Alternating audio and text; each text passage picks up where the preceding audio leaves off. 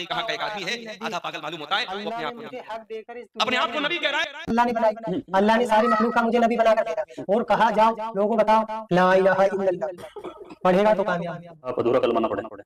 तो मैं तो अल्लाह का रसूल हूँ, वही। और आगे अल्लाह के नबी फरमाते हैं कि कयामत उस वक्त तक नहीं आएगी जब तक मेरी उम्मत में 30 से ज्यादा झूठे नबी पैदा नहीं होंगे।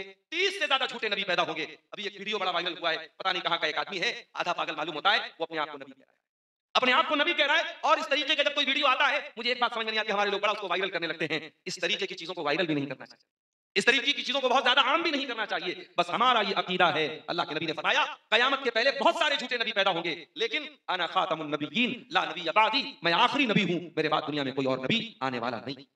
मेरे भाइयों, आज अल्लाह हमसे नाराज है, आज अल्लाह हमसे नाराज है। और ये नजर आ रहा है कि अल्लाह नाराज है। क्यों नाराज है? क्योंकि आज हम फिरकों फिरकों में बटे, टोलियों टोलियों में बटे हैं। आज हमारे दरमियान इख्तिलाफात की ऐसी दीवारें खड़ी हैं, एक दूसरे के दुश्मन बने हुए हैं और मारो और काटो का माहौल बना के बैठे हैं।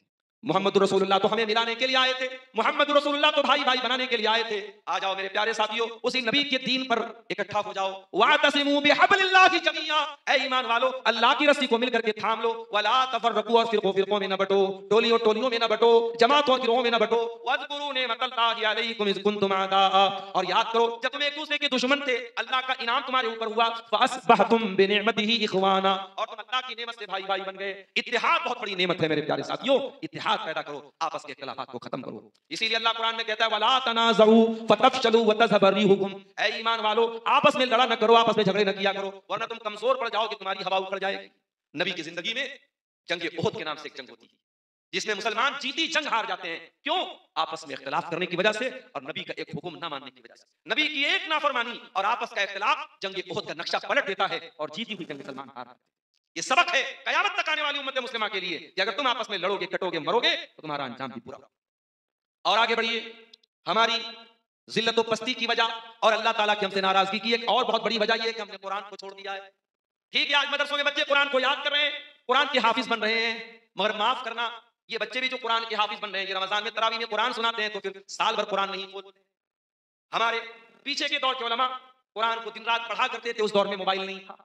आज आपके पास मोबाइल है, कुरान तिलावत करना है, पढ़ना है, तफसीर देखना है, तर्जुमा देखना है, सबके ऐप्स आते हैं मोबाइल के ऊपर। आज इतनी सारी आसानियां होने के बावजूद आज मुसलमान कुरान पढ़ने के लिए टाइम नहीं निकालता है। मेरे प्यारे साथियों, जरा अपने सीने पर हाथ रख के बताना कि आखिरी बार आपने कुरान कब पढ़ा था?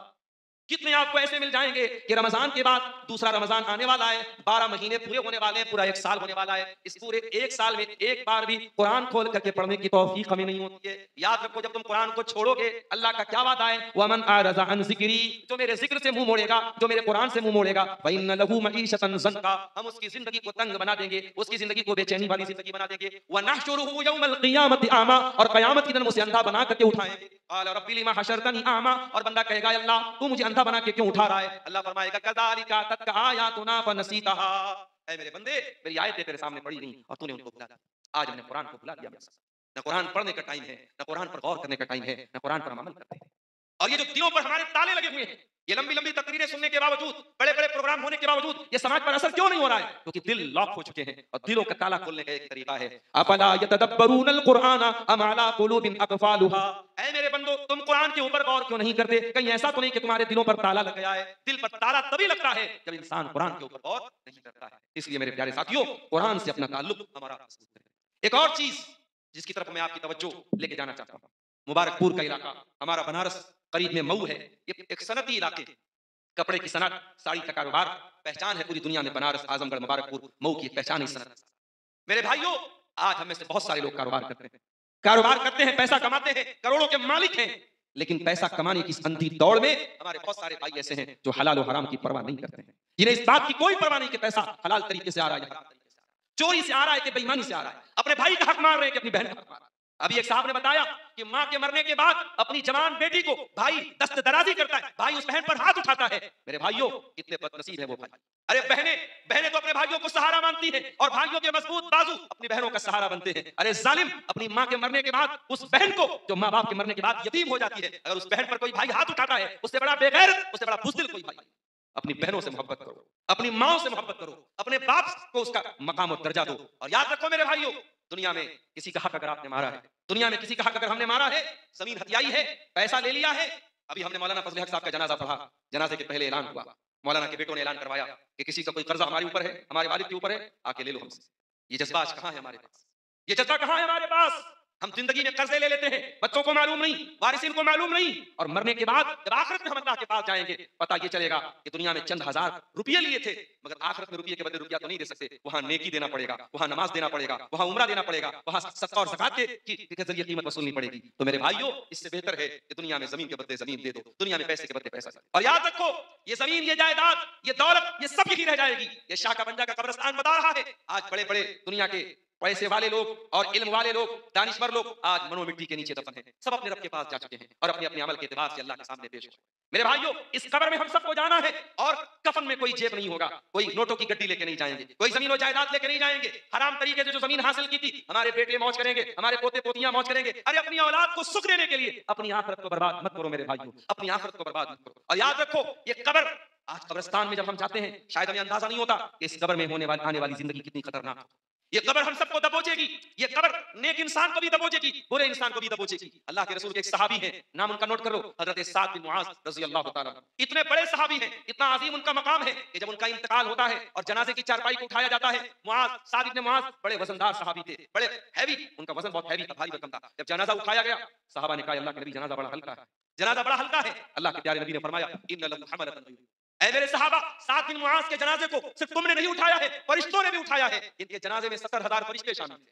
ये वो सहाबी हैं जिनके इंतकाल पर अल्लाह के प्यारे नबी ने फरमाया, इहतज़ल मौत इहतज़ल अर्श लिमौत साद इब्न मुआज, साद इब्न मुआज के मरने पर अल्लाह का अर्श कांप उठा। ये वो सहाबी हैं, जब उनको कब्र में उतारा गया, जब उनको उनके जनाजे को कब्र में उतारा गया, अल्लाह के नबी का चेहरा बदल गया, आपके चेहरे पर डर और खौफ का साया आया। आपने 3 मरतबा का सुभान अल्लाह, सुभान अल्लाह, सुभान अल्लाह, 3 मरतबा आपने कहा अल्लाहु अकबर, अल्लाहु अकबर, अल्लाहु अकबर। सहाबा ने कहा, अल्लाह के नबी क्या बात है, ऐसा क्यों कह रहे हैं आप? आपने फरमाया, तज़ायक़ अला साहिबिकुम अलक़ब्र, तुम्हारे इस साथी की कब्र इनके ऊपर तंग हो गई, इनकी कब्र ने इनको दबोच लिया, इनकी कब्र इनके ऊपर टाइट हो गई, तंग हो गई। इन्ना लिल क़ब्रि ज़क़तन, ऐ मेरे सहाबा, ये कब्र सबको दबोचेगी, सबको दबोचेगी। लौ नजा मिनहु अहदुन लनजा साद इब्न मुआज, अगर कब्र के दबोचने से कोई बचता तो साद इब्न मुआज बच जाते। कब्र तो सबको दबोचेगी मेरे साथियों, हमें और आपको भी दबोचेगी। दुनिया में किसी बंद कमरे में हमको छोड़ दिया जाए 10 मिनट के लिए अंधेरा करके और कमरे को हर तरफ से बंद करके, तो हमारी सांसें फूलने लगती हैं। कभी आपने गौर किया है, कब्र की उस काल कोठरी में हम सबको जाना है और वहां अपने अपने अमल के एतबार से अल्लाह को तो हमें अपना हिसाब देना है। मेरे साथियों, हम जलवत में क्या हैं, हम लोगों के सामने कैसे हैं, ये तो लोग जानते हैं, मगर खलवत में हम क्या हैं, तन्हाई में हम क्या हैं, या तो हम जानते हैं या हमारा रब जानता है। इसलिए मेरे साथियों, अपनी तन्हाइयों को अल्लाह के खौफ से लबरेज करो, अपनी तन्हाइयों को गुनाहों से पाक करो। एक आखिरी हदीस सुना के बाद खत्म करता हूं। अल्लाह के प्यारे नबी ने फरमाया कि मेरी उम्मत के कुछ ऐसे भी लोग होंगे कि जो कयामत के दिन पहाड़ के बराबर नेकी लेकर के आएंगे। अल्लाह तबारक व तआला उनकी नेकियों को हवा में उड़ा देगा। फयजअलहु अल्लाहु अज़्ज़ व जल्ल हबाअन मंसूरा, उनकी नेकियों को अल्लाह बर्बाद कर देगा। साहबा ने पूछा, अल्लाह के नबी, वो कौन बदनसीब लोग होंगे, जरा खुल करके बता दीजिए। आपने फरमाया, वो तुम्हारे ही जैसे लोग होंगे, तुम्हारी ही नस्ल से होंगे, तुम्हारे ही भाई होंगे, नमाज भी पढ़ेंगे, इबादत भी करेंगे। वलाकिन्नहुम इज़ा खलौ बिमहारिमिल्लाहि इंतहकुहा, लेकिन जब वो तन्हाई में होंगे, जब वो अकेले में होंगे, अल्लाह को नाराज करने वाले काम करेंगे। ऐ मदरसे में पढ़ने वाले बच्चों, आपसे भी कहता हूं, ऐ आम अवाम से ताल्लुक रखने वाले भाइयों, आपसे भी कहता हूं, ऐ मेरी बहनों, मैं आपसे भी कहता हूं, आज मोबाइल आपको ये गुनाह करने का मौका दे रहा है। आज मोबाइल आपका है, इंस्टाग्राम पर आपकी आईडी है, फेसबुक के ऊपर आपकी आईडी है, व्हाट्सएप पर आप चैटिंग कर रहे हैं, किससे क्या बातें कर रहे हैं, क्या वादा हो रहा है, किससे कहां मिलने की बातें हो रही हैं, कहां कौन सा गुनाह किया जा रहा है, ये सब कुछ रिकॉर्ड हो रहा है, ये सब कुछ अल्लाह ताला को मालूम है। और याद रखो, कल कयामत के दिन अल्लाह हमारी ज़बान पर मुहर लगा देगा, लेकिन जिस जमीन पर हमने गुनाह किया है, अल्लाह कहता है वो जमीन अल्लाह के दरबार में गवाही देगी। इज़ा ज़ुलज़िलतिल अर्ज़ु ज़िलज़ालहा व अखरजतिल अर्ज़ु असक़ालहा व क़ालल इंसानु मा लहा यौमइज़िन तुहद्दिसु अख़बारहा। कयामत के दिन वो होटल के कमरे बोलेंगे, वो रेस्टोरेंट्स बोलेंगे, वो पार्क बोलेंगे, वो जगह बोलेंगी जहां हमने गंदगियां मचाई थी। और याद रखो मेरे प्यारे साथियों, हमारे हाथ बोलेंगे जिन हाथों से हमने गुनाह किया था। हत्ता अल्लाह ने फरमाया, तशहदु अलैहिम अलसिनतुहुम व अर्जुलुहुम बिमा कानू यामलून, तुम्हारी ज़बानें तुम्हारे खिलाफ गवाही देंगी, तुम्हारे हाथ पैर तुम्हारे खिलाफ गवाही देंगे। अल्लाह के यहाँ अजीब व गरीब ये गवाह होंगे, हाथ पैर ज़बानें हमारे खिलाफ गवाही देंगी।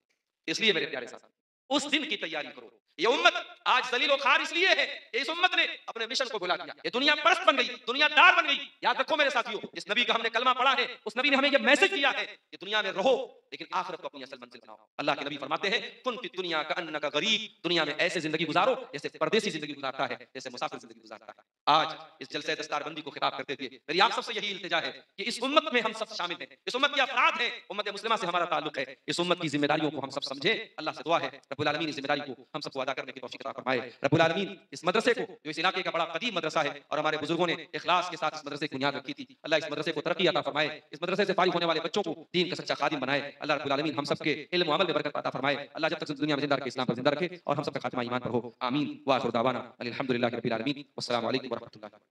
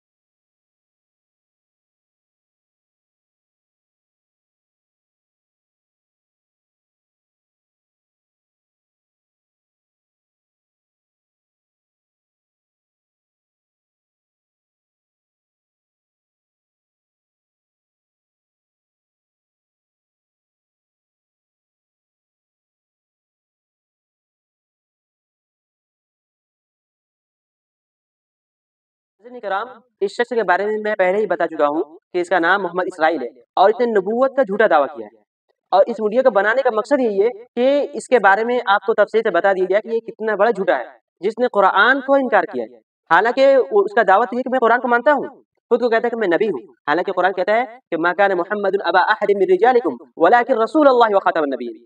अल्लाह कहता है कि ए नबी, यानी हमने आपको आखिरी रसूल बना के भेजा है। मोहम्मद रसूल किसी के बाप नहीं है, बल्कि व खातमुन नबिय्यीन, आखिरी रसूल है। और जो आखिरी रसूल होने का इनकार करे, जो नामुस्से रसूल का इनकार करे, जो खत्म नबूवत का इनकार करे, वो मुसलमान कैसे हो सकता है? वो उम्मत मोहम्मदिया में कैसे हो सकता है? उसका तो कहना ये है कि मुझ पर वही आती है, जो मुझको मानेगा, जो ला इलाहा इल्लल्लाह पढ़ेगा और मुझ पर ईमान लाएगा, वही मुसलमान है। उसके अलावा कोई मुसलमान नहीं है, उसके अलावा कोई कामयाब नहीं है। सोचिए कितना बड़ा गुमराह इंसान है कि नबी की लाई हुई शरीयत में एक इजाफा कर रहा है। हालांकि कुरान इसके बारे में कह रहा है वमन अज़लम मिम्मन इफ्तरा अला अल्लाहि कज़िबन औ क़ाल ऊहिया इलैहि वलम यूहा इलैहि शै वमन क़ाल सउनज़िलु मिस्ल मा अंज़लल्लाह। अल्लाह फरमाता है तो उस शख्स से बड़ा जालिम इंसान कौन हो सकता है? उस शख्स से बड़ा जालिम और मरदूद इंसान कौन हो सकता है कि जो अल्लाह रब्बुल आलमीन पर झूठ बोले, जो अल्लाह की बात को गलत ठहराए। अल्लाह कह रहा है कि मुहम्मदुर रसूलुल्लाह आखिरी रसूल है, और कोई आज के नया आने वाले इंसान, कोई आज के पहले इंसान ये कहे कि मैं नबी हूँ। सोचिए अल्लाह की बात को झुठलाया जा रहा है। वमन अज़लम मिम्मन इफ्तरा, उस शख्स से बड़ा जालिम कोई हो ही नहीं सकता जो अल्लाह रब्बुल आलमीन पर झूठ बोले और ये कहे कि मुझ पर वही आती है, हालांकि वलम यूहा इलैहि, उस पर कोई भी चीज नाज़िल नहीं होती है, कोई भी चीज उस पर नहीं उतरती है। सोचिए अल्लाह रब्बुल आलमीन कह रहा है कि अल-यौमा अकमलतु लकुम दीनकुम व अतममतु अलैकुम निअमती। मोहम्मद रसूलुल्लाह पर ये आयत करीमा नाज़िल हुई। अल्लाह रब्बुल आलमीन कह रहा है कि अल-यौमा अकमलतु लकुम, मैंने आज तुम्हारे लिए इस दीन को मुकम्मल कर दिया है। अब किसी नए दिन की जरूरत नहीं है, अब किसी और शरीयत की जरूरत नहीं है, अब कोई नबी आने वाला नहीं है। तो जरा बताइए, अगर कोई और आकर ये कह दे कि मैं नबी हूँ तो क्या आप मान लेंगे? हरगिज नहीं। एक मुसलमान का अकीदा है मोहम्मद मुस्तफा सल्लल्लाहु अलैहि वसल्लम आखिर रसूल थे, हैं और हमेशा के लिए रहेंगे। इसके बाद कोई नबी नहीं आने वाला है। ये हमारा ईमान है, ये हमारा अकीदा है, और एक मुसलमान, एक मोमिन का अकीदा होना चाहिए कि मोहम्मद मुस्तफा के बाद कोई रसूल आने वाला नहीं है। लेकिन अफसोस होता है कुछ कम ज़र्फ और कम अक्ल इंसान, ईमान से आरी इंसान इस बात को भी मान लेते हैं, तस्वीर कर लेते हैं कोई और नबी आ सकता है, कोई और इमाम मेहदी भी हो सकता है। मेरे भाई और बहनों, जरा तस्वीर कीजिए, ये आज कोई नया मसला नहीं है। अभी कुछ सालों पहले अगर हम जाकर देखें तो किसी ने इमाम मेहदी का दावा किया था, इमाम मेहदी होने का दावा किया, अपना नाम बताया था शकील बिन हनीफ। जरा तस्वीर कीजिए, तकरीबन 10,000 से ज्यादा लोग इस बात को मान चुके हैं कि हाँ ये इमाम मेहदी है, ये ईसा अलैहिस्सलाम है। उसने दो दावे किए थे, एक में ये कि मैं ईसा अलैहिस्सलाम हूँ, दूसरा ये कि मैं इमाम मेहदी हूँ। हालांकि दोनों दावे में झूठा है, दोनों में झूठ बोल रहा है कि मैं अल्लाह का नबी हूँ और मैं इमाम मेहदी हूँ और क़यामत की तमाम निशानी जाहिर हो चुकी है, दज्जाल आ चुका है। सोचिए कितना बड़ा झूठ है, इससे बड़ा झूठ कोई हो ही नहीं सकता जो ये कहे कि मैं नबी हूँ, मैं आखिरी रसूल हूँ। और उसको उसके मानने वाले बहुत सारे लोग हैं। अमेरिका और फ्रांस को कहते हैं कि यही दज्जाल है। अमेरिका और फ्रांस को मिला जब देखेंगे तो अमेरिका का काफ अलीफ और फ्रांस का पारा मिला कहते हैं ये काफिर है, जिसके बारे में हदीस में है कि उसके माथे पर, दज्जाल के माथे पर लिखा हुआ काफिर, तो इसी से वो ताबीर करता है कि यही दज्जाल है। तो सोचिए आज के मुसलमान जो अपने कम इल्मी की वजह से लोगों के शिकार हो जा रहे हैं, लोगों पर ईमान ले आ रहे हैं। सोचिए कितना बड़ा जुल्म है मोहम्मद मुस्तफा के शरीयत के साथ। लिहाजा हम ऐसा न करें, हम अपने ईमान को मजबूत करें, कम इल्मी को खत्म करें, अपने अंदर से जो हम जहालत पाल रहे हैं, जो हम कम इल्मी लेकर ढो रहे हैं, उसको खत्म करें। मोहम्मद मुस्तफा की सीरत पढ़े, कुरान और हदीस को पढ़े, तब जाकर हमें हकीकी इल्म होगा। आज का जो ये फितने पैदा हो रहे हैं, इसकी सबसे बड़ी वजह है इन्हें शोहरत चाहिए, इन्हें एक नाम चाहिए, अपना एक ब्रांड चाहिए। लोग सोचते हैं कि चलो हम इस तरीके से दावा करते हैं, हमारे फॉलोअर्स हो जाएंगे, हमारे मानने वाले हो जाएंगे। मेरे भाई ये सिर्फ और सिर्फ दुनिया को दिखा रहे हैं और अपने एक नाम बनाने की कोशिश में लगे हुए हैं। लेकिन हमें क्या करना है, हमें इनका रद्द करना है, हमें इनके खिलाफ करना है, ताकि जो हमारे दूसरे मुसलमान भाई कम इल्मी की वजह से इस बात को मान लेते हैं वो इन्हें न माने। और हम सब अगर वाकई हम ईमान रखने वाले हैं तो हम कुरान और हदीस का अच्छे तरीके से मुताला करें, क्योंकि जो भी कुरान हदीस पढ़ेगा वो जरूर इस आयत करीमा तक पहुंच जाएगा कि मा कान मुहम्मद अबा अहद मिन रिजालिकुम वलाकिन रसूलुल्लाह व खातमुन नबिय्यीन, कि मोहम्मद मुस्तफा आखिरी रसूल है और इसके बाद कोई रसूल आने वाला नहीं है। इस बात की ताकीद अल्लाह ने अपने हदीस में बयान कर दी है कि मेरे बाद यानी इस उम्मत में तकरीबन 30 दज्जाल, 30 झूठे नबी पैदा होंगे। ये दज्जाल और झूठे कज़्ज़ाब किस्म के लोग पैदा होंगे जो कि अपने आप को नबी कहेंगे। मेरी बात का जरा जवाब दीजिए। बताओ। कुरान पाक पर आपका यकीन है? कुरान हक है और सच है। और कुरान कहती है, हदीस कहती है कि नबूवत का दरवाजा बंद हो चुका है, तो आप ये फितना क्यों फैला रहे हैं? मैं फितना नहीं हूँ, मैं हकीकत ना हूँ। जवाब देने से क्यों बच रहे हैं आप? क्यों बताओ? आपने जो आप कुरान को मानते हैं? हाँ, कुरान हक है, सच अल्लाह जो लिखा उसमें सच है? हाँ सच है। या कुछ झूठ भी है? नहीं तो कुरान पाक पूरी सच है ना? हाँ, कुरान सच है। तो कुरान शरीफ में लिखा है तो कोई नबी आएगा मोहम्मद सल्लल्लाहु अलैहि वसल्लम के बाद? लेकिन अल्लाह ने मुझे भेजा है, मैं हूँ नबी। दो बातें दो बातें एक साथ नहीं हो सकती। या तो आप कुरान को झुटलाइए, तो मैं ये कह तो रहा हूँ, मेरे पास कोई कुरान को झुटला नहीं सकता। आप मेरी बात सुनो, मेरे पास आगे वही आ जाएगी, तुम्हारा हर एक जवाब मिल जाएगा। मैं अल्लाह का नबी हूँ, आगे की बात में आगे बाद में आपको बताऊंगा। आप बार बार ये दावा नहीं कर सकते। नहीं, मैं हूँ, मैं सच में अल्लाह का नबी हूँ। मैं मान लूंगा, आप मेरी बातों का जवाब दे दीजिए। हाँ, मैं अल्लाह का नबी हूँ, मेरे लिए बहुत स्पेशल है। प्लीज बार बार ये बात मत हो रही है। हाँ। आप जानते हैं कितना बड़ा आपको ये इस्लाम के विरुद्ध जा रहे हैं, आप नबूवत का इनकार कर रहे हैं। मैं सच कह रहा, आप मुझसे बार बार पूरी जिंदगी बोलते रहो, मैं सच कह रहा। आपको इसका सबूत आखिरी नबी में हूँ और मैं सारी मखलूक का नबी हूँ। जब आप अपने आप को नबी नहीं बोलते थे, उससे पहले आप मोहम्मद को नबी मानते थे कि नहीं मानते? मैं क्या कह रहा हूँ, सुनो, अल्लाह ने मुझे सारी मखलूक का नबी बनाकर भेजा है। सारी पूरी जितनी भी अल्लाह की मखलूक है, जैसे कि जितनी भी जानवर, इंसान, पूरी दुनिया के अंदर जितनी मखलूक है, अल्लाह ने सारी मखलूक का नबी बनाकर भेजा है और आखिरी नबी हूँ मैं। अल्लाह के परिवार वाले इस बात को मानते हैं कि नहीं? माने या नहीं? अभी तक मानते हैं कि नहीं? आपके वालिद, आपकी वालिदा, आपका भाई, आपके बहन, आपको लोग यही आप बाहर की तो छोड़ दीजिए, आपको घर में भी एक्सेप्ट नहीं किया जा रहा है कि किया जा रहा है? लोग तो यही कह रहे हैं कुछ दिखाओ। आपके परिवार वाले क्या कह रहे हैं? फिलहाल तो अभी कोई मुझे मानने को तैयार नहीं। भाई भी आपका कोई नहीं मानेगा, वो सब चाहते हैं कि वही कुछ दिखाओ। तो आप समझ सकते हैं, जब आपके घर वाले भी आपको नहीं मान रहे तो खुदारा इस बात को छोड़ दीजिएगा। बिल्कुल ऐसा नहीं। मैं आपसे रिक्वेस्ट करता हूँ, ये आपकी बात चलने वाली नहीं है। कोई माने या ना माने, ऐसा नहीं होगा। मैं तो करता रहूंगा जो अल्लाह का हुक्म होगा, वो मेरा काम है दावत देना, तबलीग का काम है और इबादत। मुझे अल्लाह ने दो काम दिए, एक तो इबादत अपनी जात से करना और लोगों को दावत देना। तबलीग जमात वाले क्या करते हैं? मेरा काम है। नहीं, तबलीग की जमात वाले दावत देते हैं कि नहीं देते? अल्लाह को मानते हैं, लेकिन मेरा काम थोड़ा मैं देखो। तो जब एक मिनट, जब आप जमात में थे तब तक आप पर वही नहीं आई थी क्या, या तभी आ गई थी? जब आप जमात में गए थे वो भी अल्लाह का हुक्म था। नहीं, उस वक्त आपके पास वही नहीं आई थी? क्यों? अल्लाह का हुक्म वही आई कि आप जमात के दौरान, जब आप 4 महीने की जमात में थे? पहले 3 दिन की गया था। नहीं, फिर 4 महीने आपने लगाए? वहीं से चला गया था 4 महीने। ठीक है, अब जब 4 महीने में आप जमात में थे, 4 महीने की, तब आप अल्लाह के नबी को नबी मानते थे उस समय? अब की छोड़ दीजिए, उस समय मानते थे? मैं जो आपसे कह रहा वो सुनो। आप साथी लग रहे हो मुझे। साथी लग रहे हैं तुम बता, वास्तव में आप साथी रहे। मैं तुम्हें जो तुम्हारी नहीं, मुझे पूरा यकीन है तुम्हारी सबकी कामयाबी मेरी इताअत में है। नाउज़ुबिल्लाह। क्या मैं जो कह रहा हूँ, मेरी बात सुनो, मैं तो अल्लाह अगर ला इलाहा इल्लल्लाह मुहम्मदुर रसूलुल्लाह, मेरा तो इस पर आपका कलमा क्या है? मेरा नाम अल्लाह से जुड़ा है। कलमा क्या है आपका? मैं आखिरी नबी। तो कलमा सुनाइए, आप कलमा सुनाइए। नहीं अल्लाह के सिवा कोई माबूद और मैं अल्लाह का रसूल हूँ और मैं आखिरी नबी हूँ। आप पता है आपकी मैं वही कहता हूँ जो अल्लाह की तरफ से हुक्म है। ये मुर्तदी की ये बताएंगे तो बेहतर आलिम, लेकिन जहाँ तक मैं समझता हूँ ये इस्लाम से खारिज की बात। मुझे अल्लाह ने सबका सारी मखलूक का नबी बनाकर भेजा है और मैं किसी मैं वही काम करता हूँ जो अल्लाह का हुक्म है और इंशाअल्लाह मौत तलक मैं करता रहूंगा जब तक मेरी जिंदगी। मेरा काम है लोगों को अल्लाह के बारे में बताना कि सब कुछ बनाने वाला अल्लाह है। जमीन, आसमान, सूरज, चांद, सब इंसानों को, जिन्नातों को, जानवरों को अल्लाह ने बनाया। अल्लाह ने इंसानों को अपनी इबादत के लिए बनाया। अल्लाह तो सबको पता है, आप कौन सी अलग बता रहे हैं? अरे अल्लाह चाहते हैं दुनिया के सारे इंसान अल्लाह की इबादत करें। हजरत मूसा पे कौन सी किताब नाजिल हुई थी? फिर आप मैंने आपको क्या कहा था? कितनी किताबें अभी तक, मेरी बात सुनो, कितनी किताबें नाजिल हुई अब तक? फिर मैंने आपसे क्या कहा कि मेरे पास, आपके पास कोई किताब आई? वही आती मेरे पास। तो लिख रहे हैं आप उनको? क्या लिख रहे हैं आप? किताब की से कलम उनको, वही को जो वो बोलते हैं आपको? नहीं, जो मेरे पास वही आती है, मैं वो लोग कुछ लिखा हुआ रखा आपके पास? लिखा हुआ लिखता तो मैं कुछ नहीं, जो वही आती है मैं लोग उसको बताता हूँ।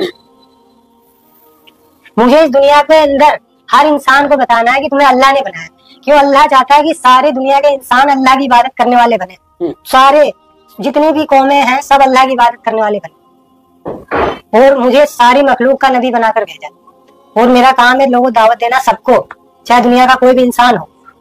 क्यों? अल्लाह के सिवा कोई माबूद नहीं है, ना अल्लाह के सिवा कोई इबादत बंदगी के लायक नहीं है, और मैं अल्लाह का रसूल हूँ। मुझे सबको दावत देनी। ला इलाहा इल्लल्लाह, अल्लाह ने उसी की तारीफ फरमाई। कलमे को पूरा करिए। ला इलाहा, जैसे मैं बोलता हूँ वैसे बोलो। ला इलाहा इल्लल्लाह। आप ऐसे क्यों बोलूं मैं? ला इलाहा बोलिए तो आप। ला इलाहा इल्लल्लाह मुहम्मदुर रसूलुल्लाह। अल्लाह के सिवा माबूद और मैं अल्लाह का रसूल हूँ। कलमा पढ़ो, मैं अल्लाह का रसूल हूँ। गलत है आप। और कयामत तक यही कलमा चलेगा। मेरा नाम अल्लाह के नाम से जुड़ा है। कयामत तक ये कलमा चलेगा, ला इलाहा इल्लल्लाह मुहम्मदुर रसूलुल्लाह। देखो मैं तो वही, यही चलता रहेगा। आप मेरी मानो ना मानो, आप किसी तंजीम के किसी से जुड़े हुए हैं शायद, ऐसा लगता है। मैं सच कह रहा हूं। और बेहतर जानते हैं, देखो अल्लाह बेहतर जाने, आप बेहतर जाने आप कहाँ से जुड़े हुए हैं, आपका मकसद क्या है। मेरा मकसद वही है जो अल्लाह का। आपकी वीडियो जो वायरल थी उसमें ये लग रहा था कि शायद ये मेंटल है या इनकी जो है दिमाग की हालत ठीक नहीं है, इस तरह की बातें कुछ लोगों ने बताया कि आप नशा करते हैं। कुछ नहीं करता मैं। लेकिन मैं आपके सामने बैठा हूँ, ये मुझे लग रहा है क्लियर कि नहीं तो आप दिमागी हालत से बेकार हैं, यानी कि नहीं तो आपका दिमाग चला हुआ है, आप मेंटल नहीं है, और नहीं शायद आप नशा भी नहीं करते हैं या सूखा नशा करते हैं। कुछ भी नहीं करता। उसके बाद भी समझ में नहीं आ रही है कि आप इस तरह की बातें क्यों बोल रहे हैं। देखो जो अल्लाह आप, और एक तो बात है कि आप झूठ भी बोलते हैं, ये तो मैं कह सकता हूँ। क्यों? आप झूठ इसलिए बोल रहे हैं कि आप कुछ बातों को नजरअंदाज करें। मेरे सवाल का किसी का भी आपने जवाब नहीं दिया।